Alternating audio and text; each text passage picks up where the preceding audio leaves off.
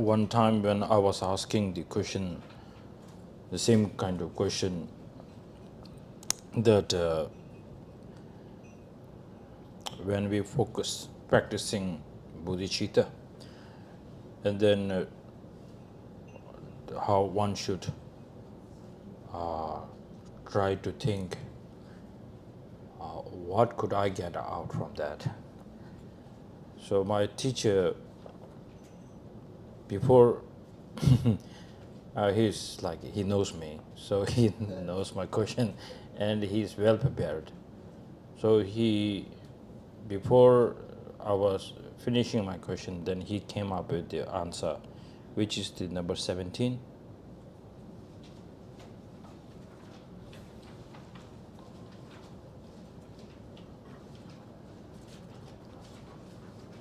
If you look at the number 17, for example, some people give up their own self-interest and practice enlightenment for the sake of others' happiness and well-being. When they do this, although this way of thinking and conduct does not occur in the minds of other sentient beings, these factors will bring oneself all the happiness of the name and the fame, what's that? Retinue, resources, and so forth. Even whilst whilst we remain in samsara, this also creates the foundation of the happiness to come to others. That was this answer spontaneously just came from him, like that. So that is something that we need to also keep in our mind. So many people, most of the people who really wanted to do is the same thing here, and the Bodhisattva is getting much better. So this is something we also keep in our mind when you ask the question, because the content is on the content number, the outline number 2, which is saying how the bodhicitta gives the benefit in this life. So this is the session. 11? Yeah. The way in which bodhicitta is very meaningful, even temporarily, while in samsara.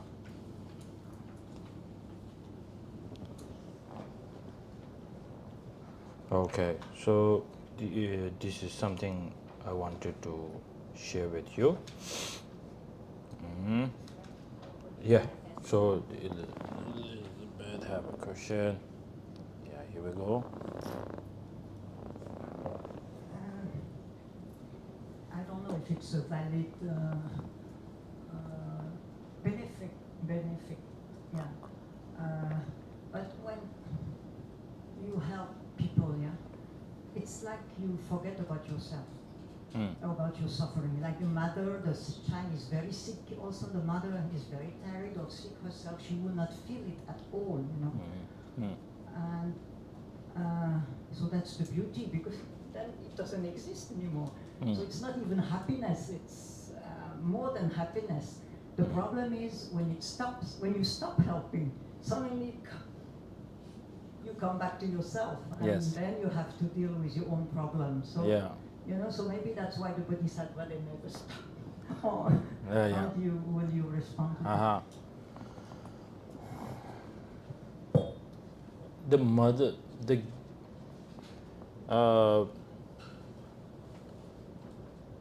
so in the level of this number, if we go through this number, which is, I put it here, page number 21, all this sequence, or this the causes. So the mother which you are right now talking about is the number 4. So if you look at this, why affectionate love? Because the mother does have first, second, third feeling. The one is Now we are thinking about mother, but if you feel like this is my child, uh, you don't need to give a logic and reason saying like that. But for us to bring to connect to the others, we need to follow this kind of a little bit of logics and reasons, and the continuum of consciousness, a bit of that. But the mother does not need that. So its motherly feeling is very strongly there. And then the mother sees that her, that's so precious. So it's so dearly. So this, the love, if you uh, wanted to give them the happiness, that's called champa, the metta, what is called metta. If you wanted to get rid of the suffering of them, it's called compassion. So it's like that. So the mother already have that. So then there's no problem. That even you are going through so much big problem because you are drawn out by this uh, affectionate love. So for mother, it's mixed with attachment. That's like this one only. Not other children is important. And maybe grandchildren not that much important. Maybe I really don't know. I don't know. Maybe I really don't know. So there is a bit of these differences there. But for Bodhisattva, the sign of Bodhisattva, because if we say Bodhisattva, that's too far. So the sign of becoming a Bodhisattva, let's say. So once they have this, listens to the problem of others, even they cannot go out there and fix it, but they will always try to think about the suffering and bring down to the solution, how to help. And then, as His Holiness Dalai Lama always says, one time I had a opportunity to participate in the Mind and Life conference. So His Holiness the Dalai Lama's turn comes, and then he just stood up with a mic, and proudly he looked at the scientists, the great scientists there, and he said, "Okay, now I have listened enough of your intelligence and those research. I really appreciate this. So now, as a scientist, as a Buddhist, our goal is same, to find a solution to bring down the suffering of others. We really need to bring this kind of method together. So and especially our main focus is human being. For these fish and then the birds, they're very limited. We can help them. Like this morning, we try to release some birds, and we really don't know what's going to happen next to that. Okay. So like fish, His Holiness didn't say that this morning. His Holiness said the fish part. He's saying like if you go at the sea, and then the wave pushes the fish on the seashore, and then you just with the compassion, you just put it back. That's it. What we can do. Very limited. But now our hope is the human being.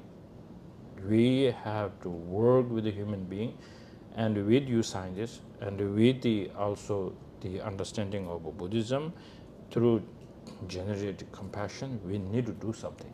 That's an urgent call. That's what His Holiness said.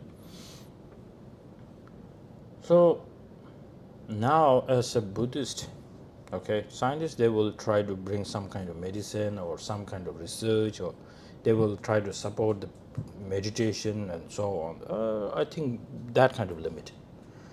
But now, as a practitioners, if you really wanted to help, if I ask you one question, like if you really wanted to help the birds, what will you really do? Now you need to ask this question.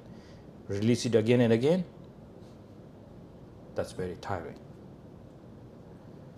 And now, automatically, if you feel like this is very powerful teaching from a teacher.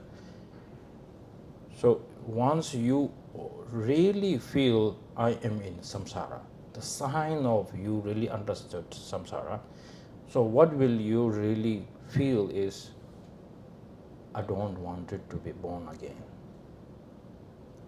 That feeling should be there.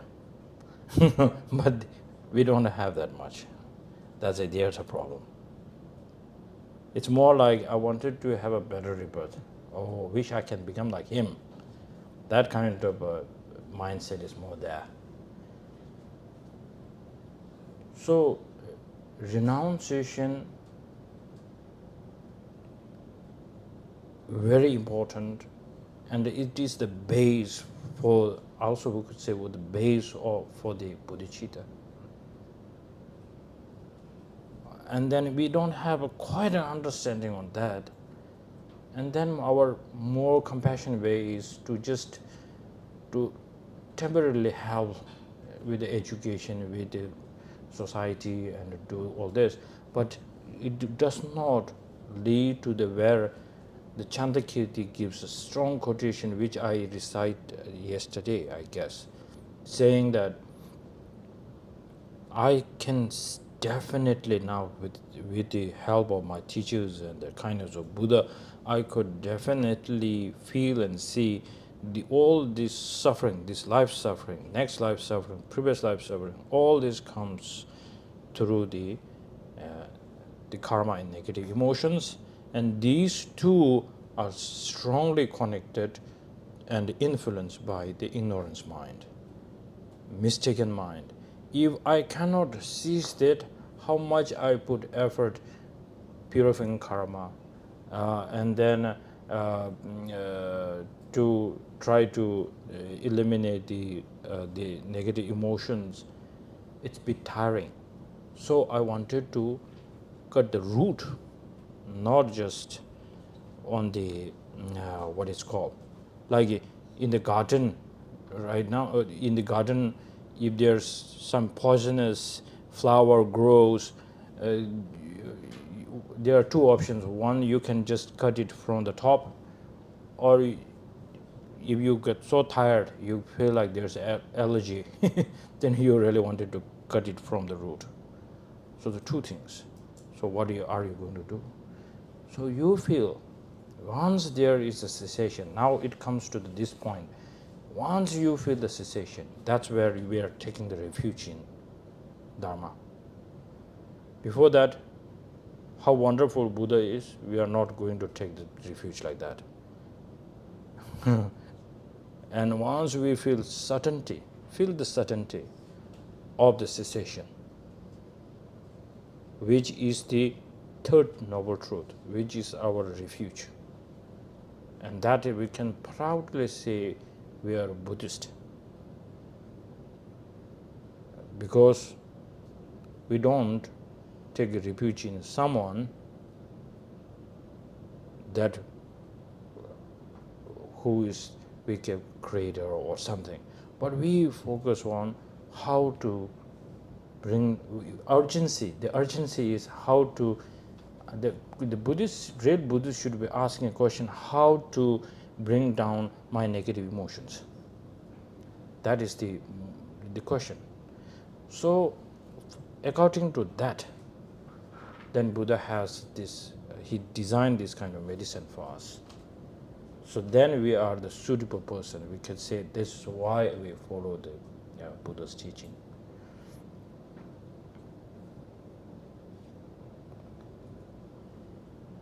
Now, if you could give this, if you have felt certainty, even I can see some kind of links. I can connect these dots through my practice. I can definitely try to achieve this, and then even you haven't achieved it yet, at the same time when you generate, once I am putting effort to bring this kind of antidote, realization on this kind of antidote towards me, I'm not doing this only for myself. I am going to also apply this to others. Others, which this morning I release the birds, I make a commitment that just giving this temporarily happiness, that's the best prayer. Giving this like a liberation, animal liberation, the real liberation we haven't given. This is the taste of the liberation. And now I can give them a real liberation. Then that's the bodhicitta.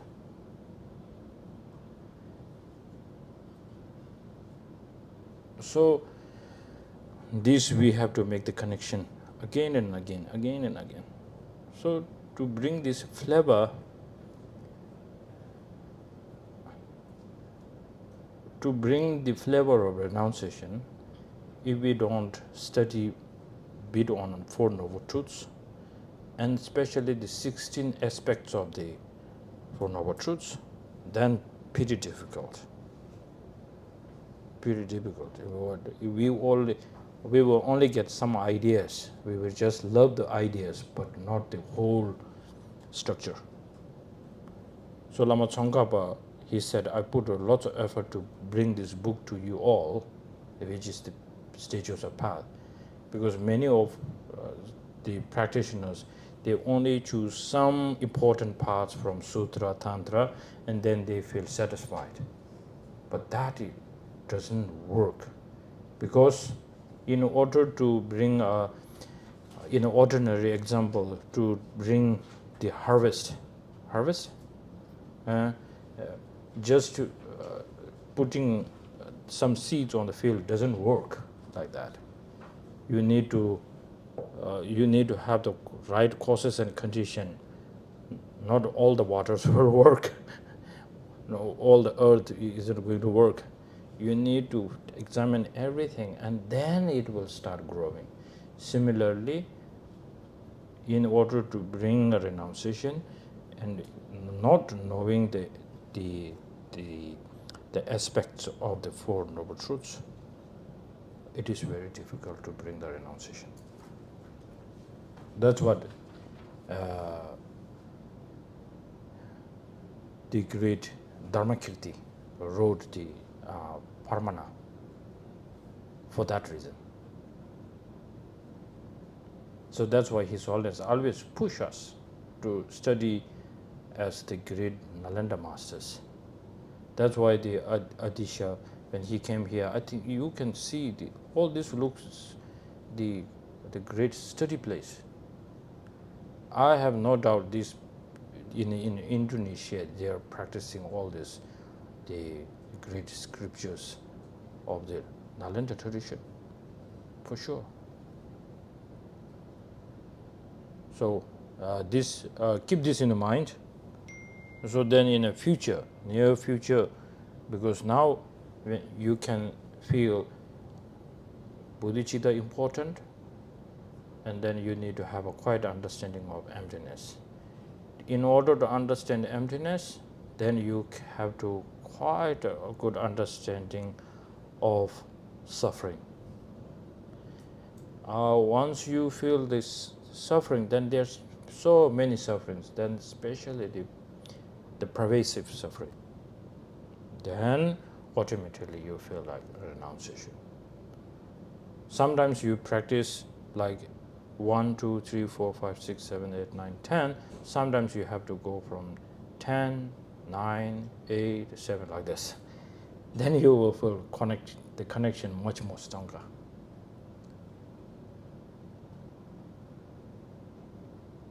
So why I'm bringing this, because many people of now in this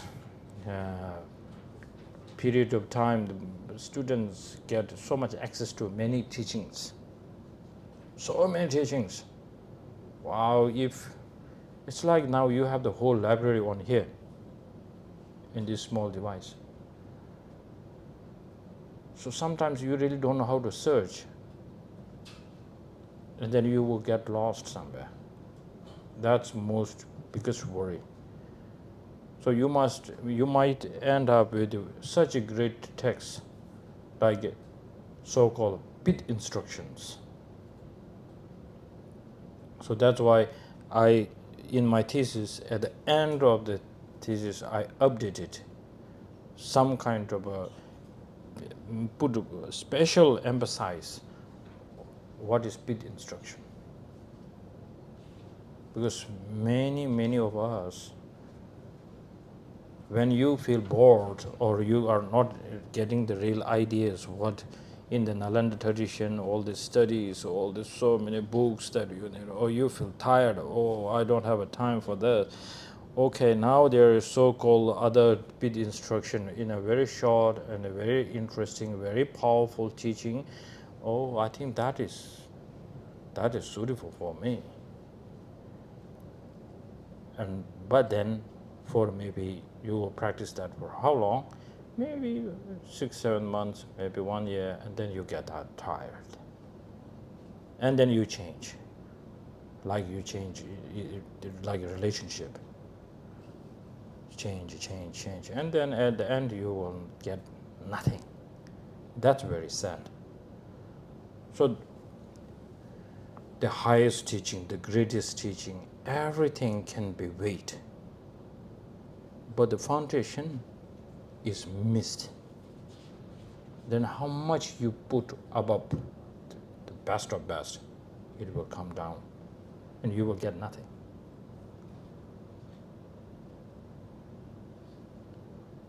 So in order to become a good tantric practitioner, you need to become a good bodhisattva. In order to become a good bodhisattva, you really need to know how to become a good arhat, how to tame your mind and on the liberation path. In order to do that, before that, you need to become a good human being. All these are one levels, right? So we one time I was listening to the current Kamapa Ujjain Tenle Dorje's teaching, and he said people are so rushing towards the great teachings. If I ask them a question saying, if you are Buddhist practitioners, they will just go like yes. Then at the same time, if I ask them a question, are you a good human being? And they get confused. And that's very shameful. Because you are a Buddhist and you have a quite doubt that you are a good human being, then there's a bit contradiction there. So that makes some sense there. So this is, it sounds like stages of path. So we are not going to skip. So in the section of in the stages of path, there is a one outline where it says Tempa Tamji Gelmedo Tokpe Chewa, seeing no contradiction towards in the Buddha's teaching. Many of us, we see the contradiction. So not what are the method, not seeing the contradiction towards inside the Buddha's teaching, then we really need to see, without this I cannot bring this teaching. Without this teaching I cannot get this. So then there's no contradiction. It's not like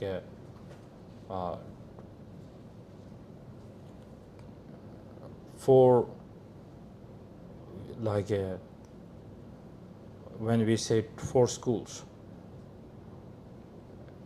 it is not like 4 political parties.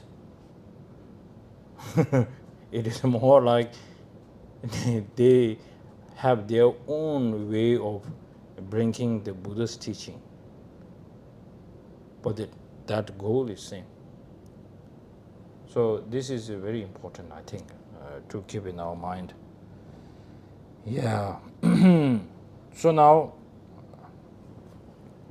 today we are focusing more on with the bodhicitta. We are not only just thinking about what are the benefits for the next life and to become a Buddha only, but with bodhicitta in this current situation where how we are breathing in this kind of period of time, how that can bring so much help. When we focus so much on the ultimate happiness in the future, but you don't see some connection, this current happiness, and then it sounds like a theory. And then theory is theory, that we can present it in a very nice way, but we don't feel to do it. So this is very important. So we don't rush just only like what will become in the future, all this one. But the time, because in the West, the common question is how to bring happiness in day-to-day life. So now we need to sit down and say, without bodhicitta, I'm going to do this, how much I will get happiness. With the bodhicitta, the same thing, I'm going to bring this, and what are the more benefits? So then you can easily make a choice. And now the contradiction. I remember before our break, this is a big confusion in our life. If we start helping others, and then we really enjoy helping them, and then if person who you really are helping, that person starts harming you, and then we use this strong line saying, such an ungrateful la la la la la. Right? So before going to make this kind of decision to destroy this kind of relation that you have beautifully built, how are you going to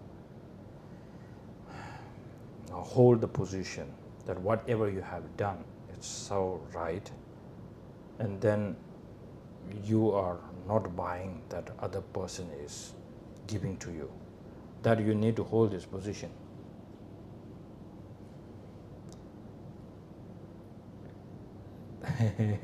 Even it's your own children, you might say, oh, I don't have expectation or so on, but then somehow their behavior, somehow you cannot think this is appropriate thing to do, then you feel a bit hurt deep inside. I have done this and that. Now he's thinking like, he's saying like this, oh my goodness. You feel like disturbed deep inside. Even it happens with the Bodhisattva too.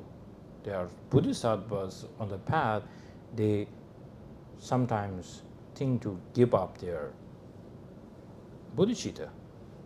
That's why the story of the thousand arm Bodhisattva Chandrisik Avalokiteshvara stories like that, right? But that's, we are all, for him it's a great deal. For us it's happening like almost every time. So how are you going to reflect that on that?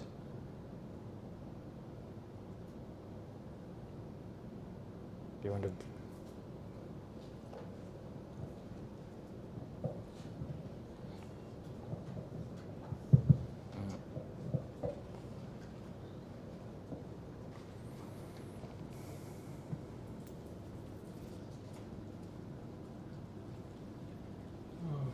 In the realm of teachings of exchanging self for others, Mm. there's two things we contemplate are the faults of self-cherishing and the benefits of cherishing others. Mm. And so,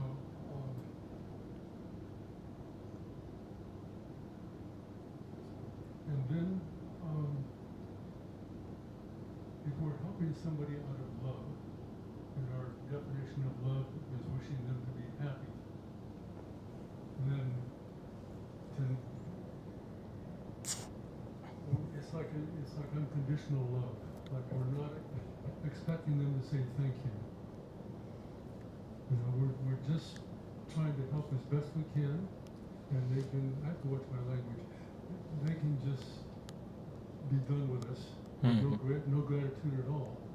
But it's not our fault. You know, we're trying to help as best we can with no expectation that there's any thank you, whatever like this. Mm. Is it? Yeah, yeah. This is one kind of the response, the unconditional love, no expectations. But no expectation. It somehow it stays somewhere deep inside. You say like, oh, I'm not doing this for you, like, but that deep, it's. Let me just a little bit more. Oh, sure. One of my predecessor guru, Geshe Silton Gilson, he, His Holiness sent him to England in like 1963 with the first Tibetan children to help them there, and he disrobed and got married. Had a son, they moved to California. His wife finds a boyfriend. What Geshe does, he invites them over to dinner to tell them how happy he is that they found each other. Mm-hmm. You know, I mean, this is not a normal response for a relationship coming apart. But Geshe was sincerely grateful and happy for them. And this, for the next 25 years, that there's never, ever any, there was always this elation that they were happy. And this was his purpose in life for her was that she'd be happy. And if she's going to be happy with somebody else, great, she's going to be happy with somebody else. I'm fine. And so he's an extreme case of how to make this work, but it's that. You know, that if we're really sincerely wanting them to be happy, you know, has to be the result, I think. Yeah, very good story and a great practice there. I could say that is exceptional case. Oh. It does not happen with people like us. So, what could be some tips that Geshe-la might give us? So, most importantly,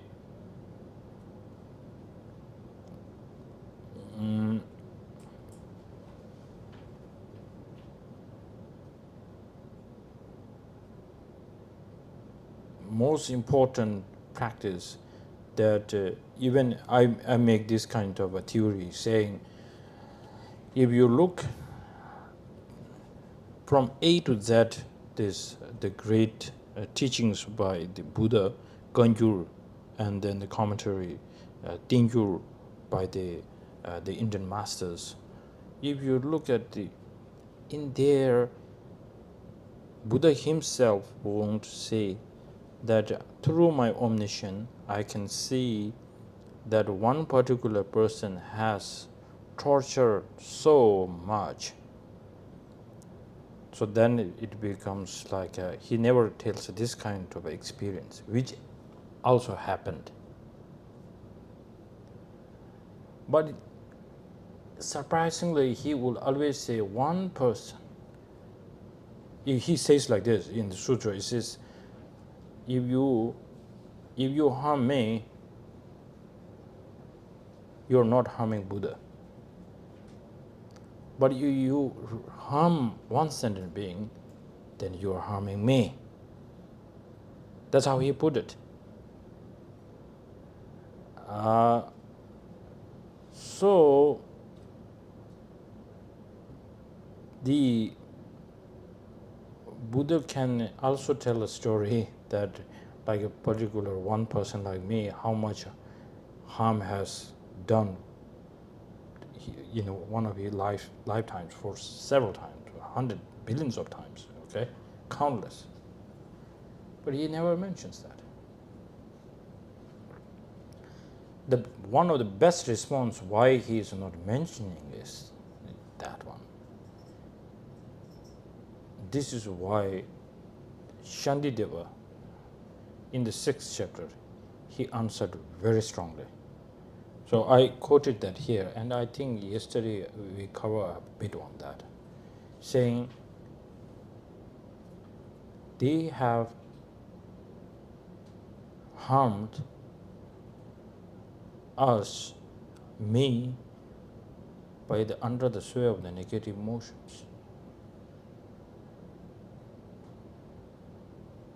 If you get this kind of a practice,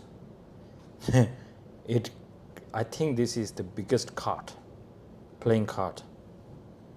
It can change your so much clinking. How can he do this to me? It really changes very significantly. So that, I think, because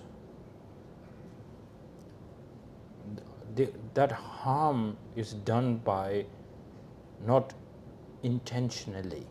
Even that somebody is doing it intentionally, he's forced.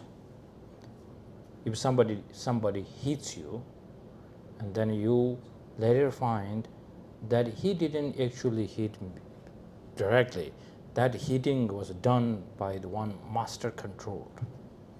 There's a third person behind. And then automatically you feel like, oh, I'm so sorry that I said something bad to that person. Actually, the real mastermind is behind that. That's every time when we see this excitement of what is happening with the next episode, right? It sounds like something happened, and then you say, no, that's not finished. There's another person behind it. Another person behind it. That's the thing. So we need to adapt this mind. If you don't have that, you will never have the patience. If you don't have that, then you would always get irritated. And then even you become a Buddha with this, like, you might also complain. Oh, I can see for 1 billion times you have tortured me a lot. So Buddha does not complain like that, because it's like, I know that you didn't do it purposely. Even you did it, you really don't know. So the mistaken mind. So this is, I think, the one of the essence why His Holiness always says, go and read 6th chapter, go and read 6th chapter. He always says this. In the 6th chapter, there are so many things, especially like unbelievable things are there.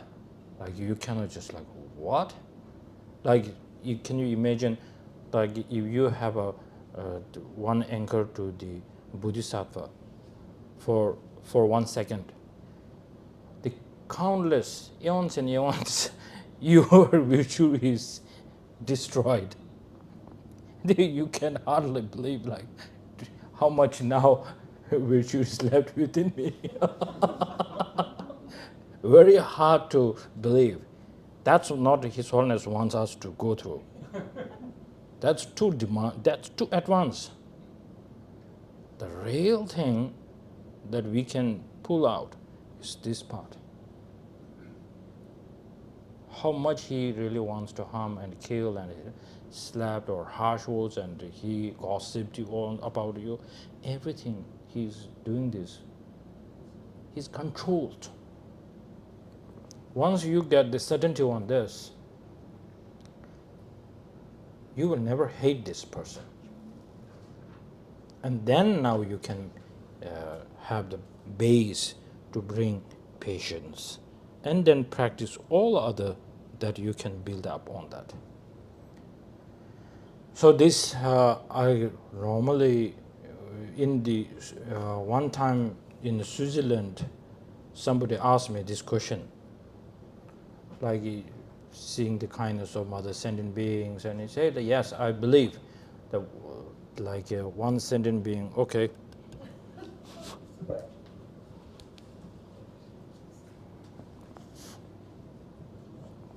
Thank you. Thank you. Even the one sentient beings, the kindness is something that we cannot repay, but his question was, I can agree that, but that person, the same person, he helped me countlessly, but he has brought so much suffering at the same time. I can also focus on that. Why shouldn't I focus on that? It's my right. He said something like that. So that's true. Because that's really true, because we feel that.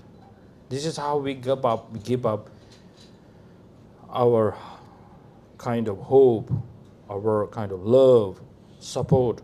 We stop that for this reason. So that we need to bring into the practice. And then you feel so calm, just like you will not make any stupid decisions.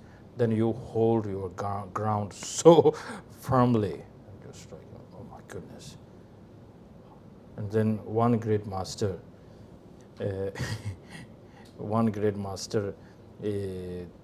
will not bring his name, he always wanted to stay hidden, so let him sit hidden.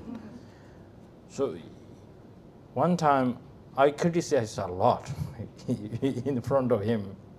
I think like he really loves me to say more information and giving gossip things. He loves that. He just like, oh. He was looking at me. At the end, he make some short sentence saying like, how does all this come in your head?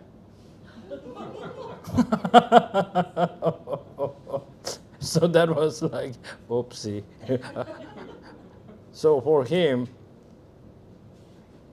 it is not coming as similar as what is really coming into my head. He sees it a bit differently. So this is something we need to adapt in. This is very important. So if we have that, then somebody asks the question, he has harmed me, and then we, in the debate system, we say, no probation. No probation, no probation, no probation. So then you can hold like, yes, I can still love that person. Because of the kindness is unconditional love, unconditional kindness, or whatever. It's pure. What's that? Da. Infinite. Infinite. Infinite. Hasamribe. Correct. Jematoba. Infinite. Okay. Masam jume se da. Judmeva. I think that works. So you try, huh? But bring this kind of practice and see how it works. You need to do it when you you need to have two methods. Ordinary method normally you do, and this Shantideva's card. you need to put. And then see what really gives you more relief. So then I think that will work out well, I guess. So now,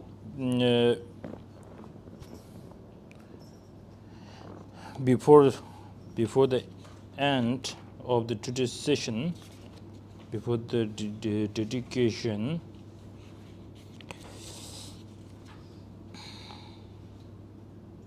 so now tomorrow we are going to cover a bit of quite important part. So now when we talk about the bodhicitta, and then now if you look at this outline at the beginning, you can see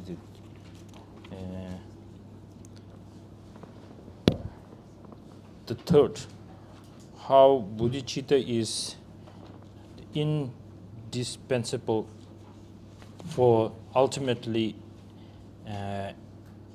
attaining great enlightenment. Ultimately. Yes, the ultimate bodhicitta. We are going to talk about that. So now tomorrow, it goes very together. Tomorrow at the pilgrimage side, what we will do is going to meditate on the remaining ultimate truth, the meditation on the ultimate truth by the seventh Dalai Lama's, the four mindfulness, the fourth one, and then later this time we're going to discuss about this the thesis that I made on the ultimate bodhicitta.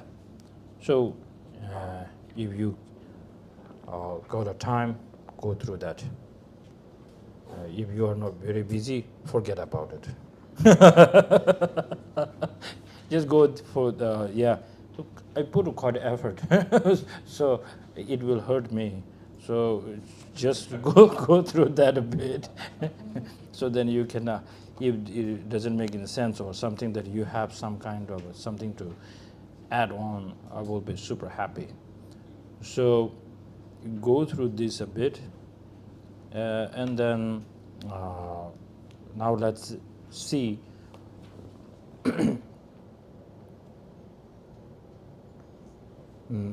not having the understanding of ultimate bodhicitta, how much you focus on the conventional bodhicitta. It is like a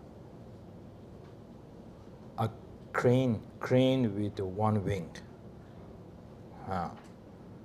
So still, he will be a bodhisattva who is samsaric bodhisattva. So then whatever practices he does, it only ripens in the samsara only. So ultimate bodhicitta is needed. So you focus more on that tomorrow, okay? Okay, so thank you very much for the beautiful questions. And yeah, now we do the dedication.